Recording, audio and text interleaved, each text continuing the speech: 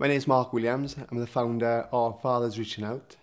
I'm supporting the fathers and the carers of postnatal depression, whereas the father actually got to deal with the bills, the household, the children and a newborn baby. And most important, what I found is the isolation of mental health. All in a short space of time can actually cause the man himself to be under pressure and depression himself. After going through the experience myself, I decided to set up Fathers Reaching Out. I found there's no support for men, even families, as much as it should be. 1 in 10 women actually go through postnatal depression. I'm also trying to educate people about baby blues, postnatal depression and psychosis, whereas it's a big difference between the three. But the most important thing I'm trying to do with the support is just be there on the other side of the phone. I find that if people have actually gone through the experience, they're more likely to open up. And with men's stigma of mental health and being so proud to come forward, I just tell people just, pick up a phone and just have a chat. That's all it's about.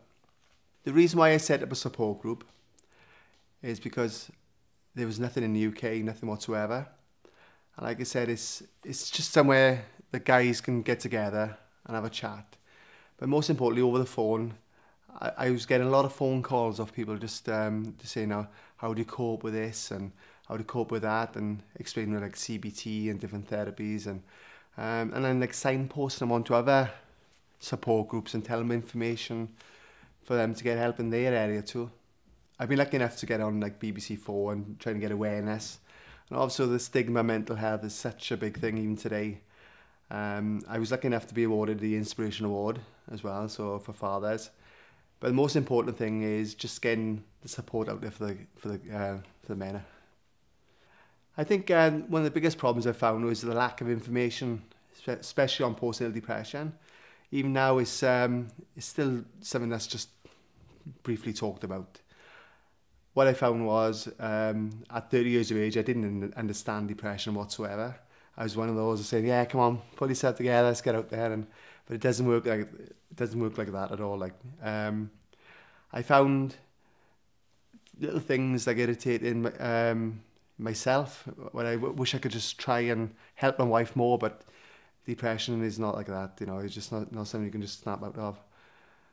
The biggest thing is the personality change I found as well. So you're more or less going from a relationship role to a carer role as well.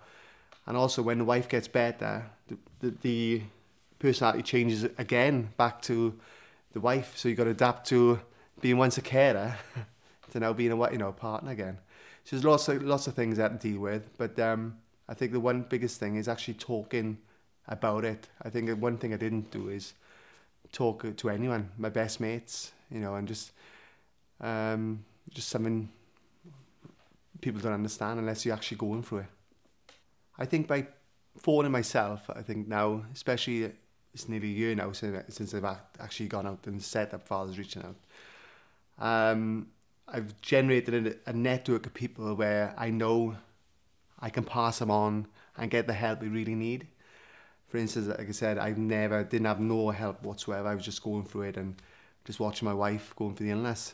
But I'm so passionate about getting the help for the guys, which I didn't get. So that was the other thing. But I feel that by giving, just having a chat, I can put them through to the right places.